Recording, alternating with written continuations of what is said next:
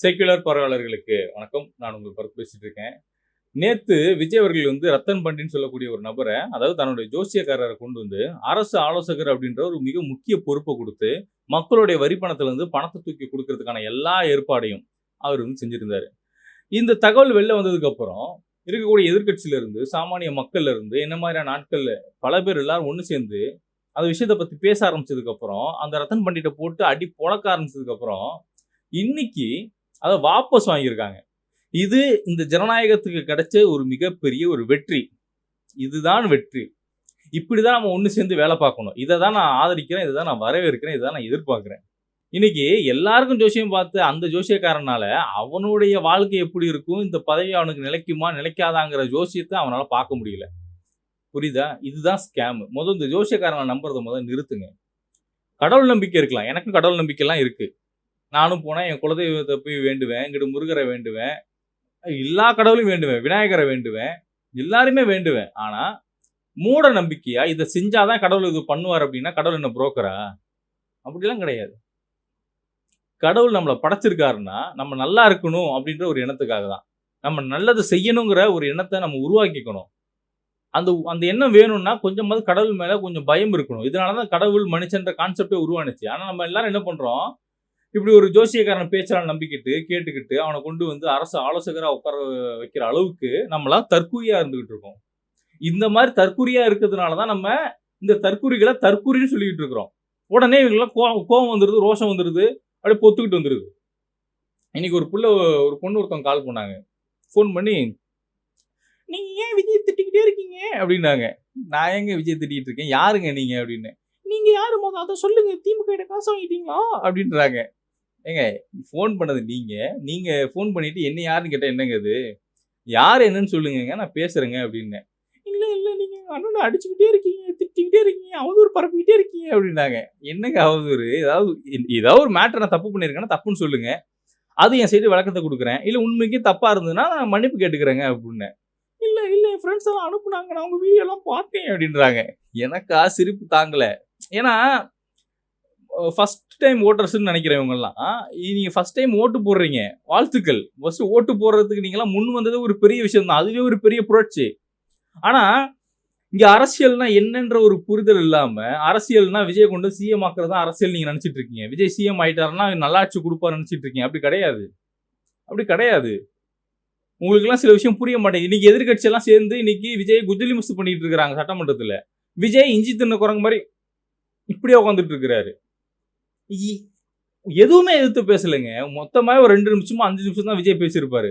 எதுவுமே பெருசா பேசல. நம்ம அண்ணி பிரேமலதா விஜயகாந்த், துராந்தர் அம்சா, பாருங்க எவ்வளவு பேர் வச்சு கூப்பிடுறோன்னு. அவங்க எல்லாம் வச்சு செய்யின்னு செய்யறாங்க விஜய. உங்க ஆட்சி நல்லாட்சி கொடுப்பீங்க, இன்னைக்கு குதிரை பேர் நடத்திட்டு இருக்கீங்க, அதை பத்தின விளக்கம் கொடுங்க. உங்க வீட்டுக்கு யாரோ மூஞ்ச மூடிட்டு கார்ல ஒருத்தர் போனாரு, அவர் யாருங்கிறத மக்களுக்கு தெரியப்படுத்துங்க அப்படின்னு கேள்வி கேட்கிறாங்க. விஜய் கிட்ட எந்த பதிலும் இல்லை. அதுக்கான பதிலே கொடுக்காம விஜய் என்ன தெரியுமா சொன்னாரு, இந்த ஆட்சி குதிரை வேகத்தில் போகும், குதிரை பேரம் பண்ணி போகாதுன்றாரு. உங்ககிட்ட அதெல்லாம் கேட்கல. மூஞ்ச மூடிட்டு உங்க காருக்குள்ள உங்க வீட்டுக்கு வந்தது யாரு? நீங்க குதிரை பேரம் நடத்துனீங்கன்னு சொல்லி டிடிவி தினகரன் போன்ற தலைவர்கள் குற்றச்சாட்டு வைக்கிறாங்க. அப்ப அதுக்கான முறையான விளக்கத்தை திரு விஜய் அவர்கள் தான் முன்வைக்கணும். பத்திரிகையாளர் சந்திப்பு நடத்தி, இல்லைங்க அப்படிலாம் நடக்கலங்க அப்படின்னு சொல்லணும். இன்ன வரைக்கும் ஒரு பத்திரிகையாளர் சந்திப்பு கூட நடத்தலைங்க. கேட்டா அந்த தற்கொலைகள் என்ன சொல்றாங்க, மோடி நடத்தினாரான்னு.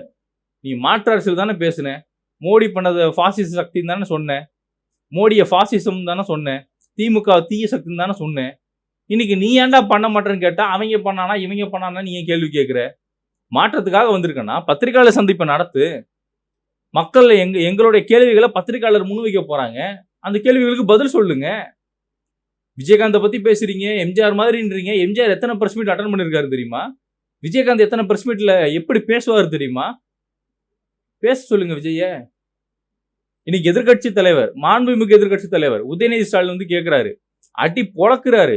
விஜயோட ஆட்சி ஒன்றும் பெரும்பான்மையில ஆட்சி கிடையாது, மக்கள் பெரும்பான்மையில விஜய்க்கு கொடுக்கலங்கிற ஒரு விஷயத்த முன்வைக்கிறாரு. அதுக்கெல்லாம் இவர்கிட்ட பதிலே இல்லை. விஜய் அதுக்கெல்லாம் பதிலே சொல்லல. அதே மாதிரி புஷ்பா படப்பாணியில் தான் இங்க ஆட்சி நடந்துகிட்டு இருக்கு. இங்க விஜய்க்கு யாரெல்லாம் ஆதரவு தெரிவிக்கிறாங்களோ அவங்க வீட்டுக்குலாம் ஒரு சோஃபா ஒன்று போயிடுது. சோஃபா போனதுக்கு அப்புறம் விஜயும் பின்னாடியே போறாரு. அப்போ இங்க புஷ்பா பட பாணியில தான் நீங்க ஆட்சி நடத்துறீங்கன்னு ஒரு குற்றச்சாட்டு வைக்கிறாரு. விளக்கம் கொடுத்துருக்கணும். திரு விஜய் அவர்கள் விளக்கம் கொடுத்துருக்கணும். ஆட்சிக்கு வந்து உட்காந்துட்டோம், முதலமைச்சர் ஆயிட்டோம், அவ்வளவுதான் அம்பானி அப்படிலாம் போக முடியாது ராஜா. விளக்கம் கொடுக்கணும். கேள்வி கேட்கறாங்களே எதிர்கட்சி, அதே மக்கள் தானே இன்னைக்கு திமுக எதிர்கட்சியா உட்கார வச்சிருக்காங்க. ஆளுங்கட்சியா இருக்கும்போது நம்ம ஆளுங்கட்சியா இருந்த திமுகவை எதிர்த்து நம்ம எவ்வளவோ பதிவு போட்டிருக்கோம், எவ்வளவோ கேள்வி கேட்டிருக்கோம். அதே மாதிரிதான் இப்ப ஆளுங்கட்சி இருக்கக்கூடிய டிவிக்கை எதிர்த்து நம்ம கேள்வி கேட்க வேண்டியது நம்மளோட ஜனநாயக கடமை. அதிகாரத்தை நோக்கி தான் இருக்கணும். இப்ப ஆளுங்கட்சியை போய் உட்காந்து கடிக்கிறது, ஒண்ணுமே இல்லாத கட்சியை போட்டு உட்காந்து புடுங்கிறது, பேக்கிறதெல்லாம் நான் என் லிஸ்ட்லயே வச்சுக்க மாட்டேன். அதிகாரம் எங்க இருக்கு? எவன் கையில இருக்கு? இன்னைக்கு டிவி கையில இருக்கு. அவனை எதிர்த்து, அவங்கள எதிர்த்து, அந்த தலைமைகளை எதிர்த்து, அவங்க செய்வோட தப்புகளை எதிர்த்து தான் கேள்வி கேட்பேன். ப்ரோ நல்லது பண்ணா பாராட்டுங்க. பாராட்டுறது தான் ஐடி விங் இருக்கு. அவங்க கெட்டதே பண்ணாலும் அதுக்கு முட்டு கொடுக்குறதுக்கு ஐடி விங் வச்சிருக்காங்க. நான் அப்புறம் எதுக்கு ஐடி விங் ஊழியர் மாதிரி நான் செயல்படணும்? தேவையில்ல. என் மக்களுக்காக நான் பேசுறேன். இந்த மாதிரி பல பேர் பேசுறாங்க. அப்ப எங்க கேள்விகள்லாம் பதில் சொல்லுங்க. இன்னைக்கு எங்களோட கேள்விகளை இன்னைக்கு எதிர்கட்சி தலைவர் உதயநிதி கேள்வி கேட்கிறாரு, பதில் சொல்லுங்க. இல்ல விஜய் கிட்ட துளியளவு கூட பதில் இல்ல. அதே மாதிரி விஜய் அவர்கள் அதிமுக துளியளவு கூட மதிக்கல தேர்தல் பிரச்சாரத்துல. மற்றும் சில கட்சின்னு சொல்லி பேசிக்கிட்டு இருந்தாங்க. ஆனா இன்னைக்கு அந்த மற்றும் சில கட்சியில இருக்கக்கூடிய சில இந்த அதிகாரத்துக்காக ஆசைப்படக்கூடிய சில இந்த அல்ல கையெல்லாம் இருக்காங்க. அந்த அல்ல கையெல்லாம் என்ன பண்றாங்க? அவங்களுடைய கட்சி நிலைப்பாட்டை மீறி, அவங்களோட கட்சி தலைவருடைய முடிவை மீறி இப்போ வந்து விஜய்க்கு நாங்க ஆதரவு தெரிவிக்கிறோம். ஏன்ப்பா ஆதரவு தெரிவிக்கிறீங்க?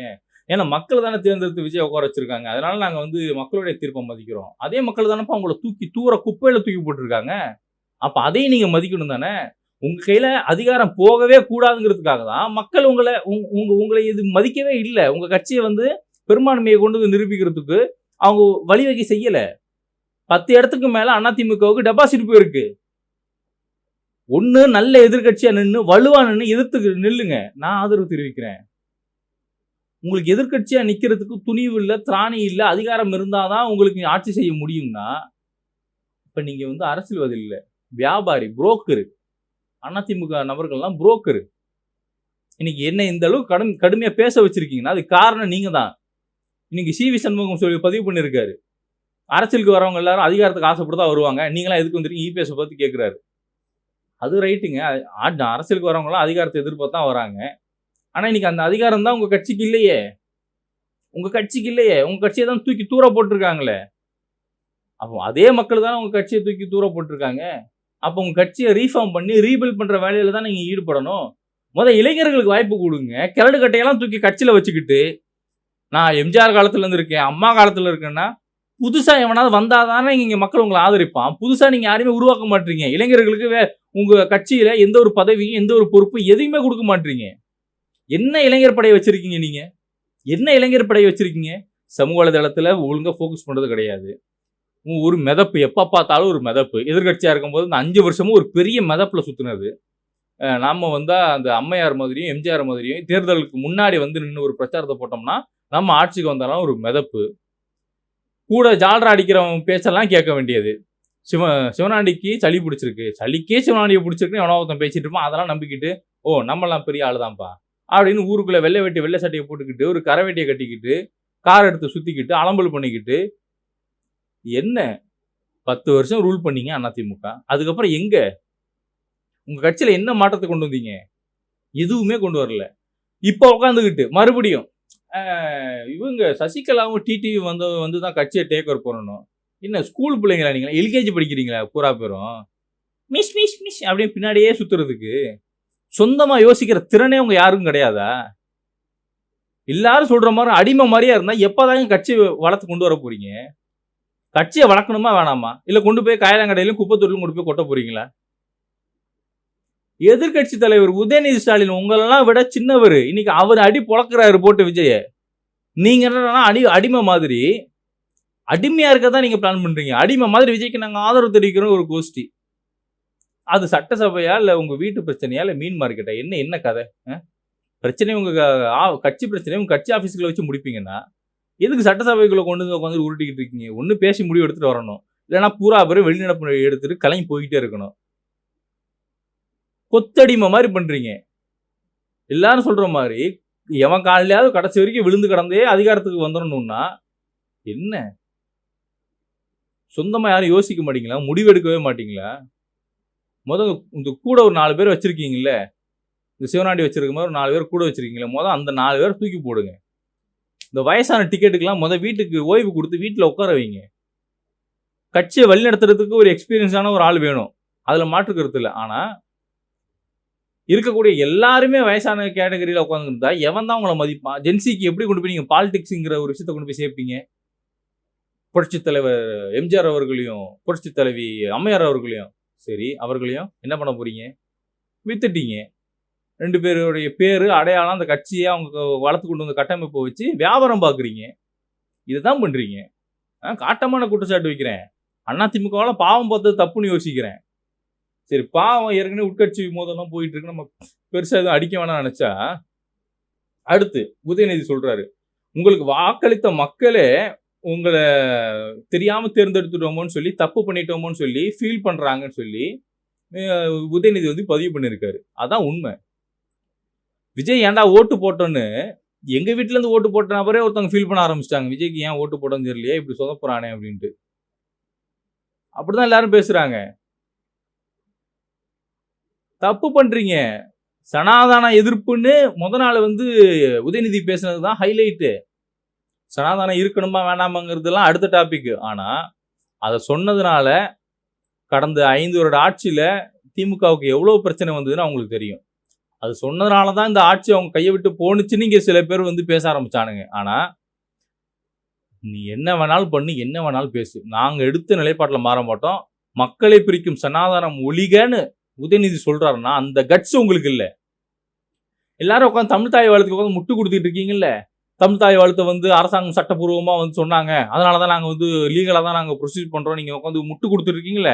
அதே லீகலா அவன் இந்தி திருப்பியும் அதே லீகலா பிஎம்ஸ்டி பள்ளியை கொண்டு திருச்சானா ஏத்துப்பீங்களா? ஹிந்தி தான்ப்பா முதல்ல, அப்புறம் இங்கிலீஷ், 3வது தமிழை போட்டுக்கன்னு சொன்னா ஏத்துப்பீங்களா?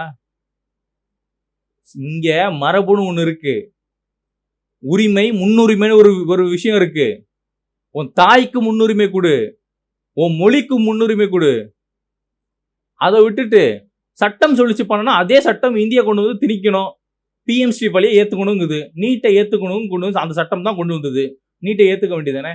ஏன் நீட் எதிர்ப்பு பேசுறோம்? ஏன் விஜய் மேனிஃபெஸ்டோல நீட் எதிர்க்கிறதுக்கான அழுத்தத்தை மத்திய அரசு கொடுப்பேன்னு ஏன் சொன்னார்? ஏத்துக்கிட்டு போக வேண்டியதானே, மூடிட்டு போக வேண்டியதானே? முடியாது இல்ல. மரபுன்னு ஒண்ணு இருக்குல்ல, நம்மளோட உரிமை முன்னுரிமைன்னு சில விஷயங்கள் இருக்குல்ல. அப்படிதான் தமிழ் தாய் வாழ்த்து நீங்க முதல்ல பாடுனதுனால உங்க ஆட்சியை கலைக்கிறேன்னு மத்திய அரசாங்கம் உள்ள வந்திருந்தாங்கன்னா இன்னைக்கு ஒட்டுமொத்த தமிழகமே திரண்டு தாவேக்காவுக்கு பக்கம் தான் நின்று இருக்கும். நானே நின்றுருப்பேன், விஜய்க்கு ஆதரவா நான் நிற்பேன். நான் என்னால முடிஞ்ச ஒரு 500 பேர் 1000 பேரை நான் கூட்டுவேன். ஆனா எல்லாரும் என்ன முட்டு கொடுக்குறீங்க? தமிழ் தாய் வாழ்த்துங்கிறது பாடினது லாஸ்டா பண்ணா என்ன மக்களுக்கு என்ன பிரச்சனைன்னு கேட்குறீங்க. நீட்டு கொண்டு வந்தாலும் மக்களுக்கு என்ன பிரச்சனை? பல உயிர்கள் போணுச்சு. பிஎம்சி உள்ள கொண்டு வந்தா மக்களுக்கு என்ன பிரச்சனை? நம்ம தமிழ் மொழி அழிஞ்சிடும். சனாதனத்தை ஏத்துக்கிட்டா மக்களுக்கு என்ன பிரச்சனை? சாதிய பிளவோட நம்மளாம் சுத்த வேண்டியதுதான். கோயில்ல சில சனாதனத்தை பின்பற்றக்கூடிய சில கோயில்கள்லாம் போய் பார்த்தீங்கன்னா அந்த அர்ச்சனை பண்ணிட்டு சில விஷயங்கள் அந்த இதெல்லாம் கொடுப்பாங்கல்ல, அதெல்லாம் கொடுக்கும்போது கைப்படாம தூக்கி போடுவாங்க. கையே பற்ற கூட தூக்கி போடுவாங்க. என்ன அந்த அளவுக்கு நம்ம என்ன தீண்டத்தக்காதவனா? அந்த அளவுக்கு ஏளனமா போயிட்டோமா? நம்மெல்லாம் மனுஷன் தானே நம்ம எல்லாரும். ஒரு நாளைக்கு ஒரு வேலை குறைஞ்சு ஒரு வேலையா குளிக்கிறோமா இல்லையா? பல்லு விளக்குறோம், சுத்தமா வச்சுக்கிறோம்ல உடம்ப. ஏன் பிரசாதம் கொடுக்கும்போது கையும் பட்டா என்ன தப்பு? ஆனா பாருங்க, உள்ள இருக்கக்கூடிய அந்த ஏஜென்ட் இருப்பாருல்ல, கடவுளுக்கும் மனிதனுக்கும் இந்த கம்யூனிகேஷன் ஏஜென்ட் ஒருத்தர் இருப்பாரு. அவர் என்ன பண்ணுவாரு? இப்படி போடுவாரு, இப்படிதான் போடுவாரு. அதெல்லாம் நான் வரவேற்க முடியாதுங்க. அதெல்லாம் வரவேற்க முடியாது. இதே டி நகர்ல ஒரு காஃபி கடையில் போய் காஃபி கேட்குறேன். ஒரு ஏஜென்ட் தான் வரும் லிட்டரலா. அவர் என்ன பண்றாரு? காஃபியை வச்சுட்டு நான் எடுக்க போறேன், இப்ப இருக்காத, வச்சதுக்கு அப்புறம் எடு அப்படின்னாரு. ஓயா நீ உன் காஃபின்னு தூக்கி போட்டு வந்தேன். ஒரு டீ கடையில கூட இங்க சாதின்ற ஒரு விஷயம், ஏற்றத்தாழ்வுன்ற ஒரு விஷயத்த அவங்க இன்னும் பாக்குறாங்க. இருக்கு, இதே டி நகர்ல அந்த கடை இருக்கு, இப்பயும் அந்த கடை இருக்கு. அவர் கையை நம்ம கை பற்றக்கூடாதான். வச்சுன்னு எடுத்துக்கோ அப்படின்னாரு. என்ன வச்சுன்னு எடுத்துக்கணும்? நான் திரும்பி கேட்டேன், என்ன தீண்டத்தக்காதான் நானு? இது என்னங்க அது? எனக்கு உங்க காஃபி வேணாங்க, இந்தாங்க அப்படின்னு காஃபியை தட்டி விட்டு கீழே ஊற்றி தான் வந்தேன். அப்புறம் உட்காந்து வாழும் தாமதும் கத்திக்கிருந்தாரு. கத்து, நீ விடுற சாம்பலம் பழிக்க போறது இல்லை எனக்கு. இங்க பிரச்சனை நம்ம யாரும் அவங்கள எதிர்க்கல. ஆனா, அவங்க தான் நம்மள வெறுக்க வைக்கிறாங்க. அவங்களுடைய செயல்முறை தான் வெறுக்க வைக்கிறாங்க. நான் எல்லாருமே சொல்லல. எத்தனையோ பேரு எனக்கு உதவி பண்ண நபர்கள்லாம் இருக்காங்க. அதே ஏஜென்ட் சமுதாயத்துல பொறந்த எத்தனையோ பேரு எனக்கு உதவி செய்த நபர்கள்லாம் இருக்காங்க. அவங்கள நான் வரவேற்கிறேன், ஆதரிக்கிறேன். அவங்களுக்கெல்லாம் இன்னைக்கும் நான் கடமைப்பட்டுருக்கேன். ஆனா, இது மாரியான ஆட்களும் இந்த சமுதாயத்துல வாழ்றாங்கங்கிறத தெரிஞ்சுக்கோங்க. எல்லா சமுதாயத்திலும் இது மாரியான ஆட்கள் இருக்காங்கிறத மக்கள் புரிஞ்சுக்கோங்க. விஜய் எங்க எதிர்க்க சொல்லுங்க. 2 நாள் ஆச்சு. ஒரு பிரஸ் மீட்ட குடுத்து மோடிய எதிர்க்கிறேன். எதிர்க்க சொல்லுங்க. கச்சத்தீவ மீட்கணும். நான் வந்து வலியுறுத்துறேன். சொல்ல சொல்லுங்க. பண்ண சொல்லுங்க. மீனவர்களுக்கு கடிதம் எழுதுறாரு. உட்காந்துக்கிட்டு வரக்குன்ட்டு. கடிதம் எழுதி இன்னும் எத்தனை நாளைக்கு ஏமாத்த போறீங்க? ஒவ்வொரு ஆட்சிலையும் கடிதம் எழுதுறோம் எல்லாரும். என்ன பண்ண போறீங்க கடிதம் எழுதி? என்ன தூக்கி உங்க பெட்டியில எதுவும் போட்டு புதைச்சு வச்சுக்க போறீங்களா? அவங்க நீங்களே இறந்ததுக்கப்புறம் சமாதியில போட்டு வச்சுக்கிட்டு, இது நாங்க வந்து எங்க ஆட்சி காலத்துல விஜய் அவர்கள் இத்தனை கோரிக்கையை முன்னிறுத்திருக்காரு. இதெல்லாம் அவர் எழுதின லெட்டரு அப்படின்னு லெட்டர் எடுத்து வச்சு என்ன அடுக்கி வச்சு மியூசியம் எதுவும் கட்ட போறீங்களா? லைப்ரரி எதுவும் வைக்க போறீங்களா? மத்திய அரசை எதிர்க்கிறதுக்கான திராணியும் தைரியமும் இங்க எந்த கட்சிக்கும் இல்ல. திமுக கூட்டணியை தவிர்த்து. குறைந்தபட்ச தைரியமாவது அவங்களுக்கு இருக்கு. அதை நான் வரவேற்கிறேன், அதை நான் ஆதரிக்கிறேன் அந்த இடத்துல. மத்திய அரசை சொல்றேன். அடுத்து பாருங்க, கவர்ச்சி வாக்குறுதிகள் கொடுத்த இந்த டிவிகே அரசாங்கத்தை பார்த்து நான் கேட்கிறேன், இந்த வாக்குறுதிகளை நிறைவேற்ற முடியுமா? ரீல்ஸ் ஆட்சியா இல்லாம ரியல் ஆட்சியா நீங்க நடத்தணும். ரீல்ஸ்ல ஆட்சி நடத்தாம ரியல் ஆட்சியா நடத்தணும். இந்த கவர்ச்சி வாக்குறுதியை கொடுத்து நீங்க மக்களை ஏமாத்தி வச்சிருக்கீங்க. இதெல்லாம் நீங்க ஒழுங்கா நடைமுறைப்படுத்தணும். இல்ல நாங்க கேள்வி கேட்போம். அதே மாதிரி நாங்க கொண்டு வந்த அந்த மக்களுக்கான திட்டத்தை அந்த பெண்களுக்கு மாதம் 1000 ரூபாய், அப்ப அந்த கல்லூரி மாணவிகளுக்கு 1000 ரூபாய், இந்த மாதிரி ஊக்கத்தொகை, இந்த மாதிரியான உதவிகளை நீங்க நிறுத்திடக்கூடாது, அதையும் சேர்த்து கொடுக்கணும் அப்படின்னு இன்னைக்கு உதயநிதி வந்து பேசியிருக்காரு. ஒரு வார்த்தை அதெல்லாம் நான் செய்வேன் வைப்பேன் எது இஞ்சி தின்ன குரங்கு மாதிரி மூஞ்ச இப்படி வச்சுட்டு உட்காந்துட்டு இருக்கா அப்படி விஜய். ஒரு வார்த்தை எதிர்கட்சியில கேள்வி கேட்குறாங்க, ஏதாவது பேசுவோம். இப்படியே உட்காந்துக்க, எவன் கேட்டாலும் இப்படியே உட்காரு, பேசுறாத, மூஞ்சில ரியாக்ஷனை காட்டினாதான் அவங்க ஏறி வருவாங்க, அப்படியே உட்காந்துக்க, டென்ஷன் ஆகி திரும்பி போயிடுவாங்கன்ற மாதிரி இப்படியே உட்காந்துட்டு இருக்கிறாருங்க. ஒரு வார்த்தை பேசலைங்க. எவ்வளவு காண்டா இருக்கும். இப்ப நான் அந்த வீடியோ ஓபன் பண்ணி வச்சுட்டு இப்படியே உட்காந்துருந்தா உங்களுக்கு வெறுப்பாகுமா ஆகாதா? அப்படிதாங்க வெறுப்பேத்திட்டு இருக்கான் மனுஷன். அப்படிதாங்க வெறுப்பேத்துறான். லிட்டரலா தலைவன் அப்படிதாங்க வெறுப்பேத்துறான். கொஞ்சம் கூட தகுதி இல்லாத நபர்களை இன்னைக்கு சட்டமன்றத்துல உட்கார வச்சுக்கிட்டு நம்ம எல்லாம் உட்காந்து இப்படி பேசிட்டு இருக்கோம். நேரம் இங்க கொள்கை ரீதியான முரண்பாடுகள், சண்டைகள் இது இருந்தா ஆரோக்கியமா இருக்கும். இந்த மாதிரி முட்டா பயல்கிட்ட எல்லாம் போய் உட்காந்து நம்ம உட்காந்து பேச வேண்டியதா இருக்கு. தற்கூரி கிட்ட எல்லாம் போய் உட்காந்து நம்ம அரசியல் பேச வேண்டியதா இருக்கு. அத சொல்ல என்னோட இணைந்திருக்கும் அனைத்து உறவுகளுக்கும் நன்றி.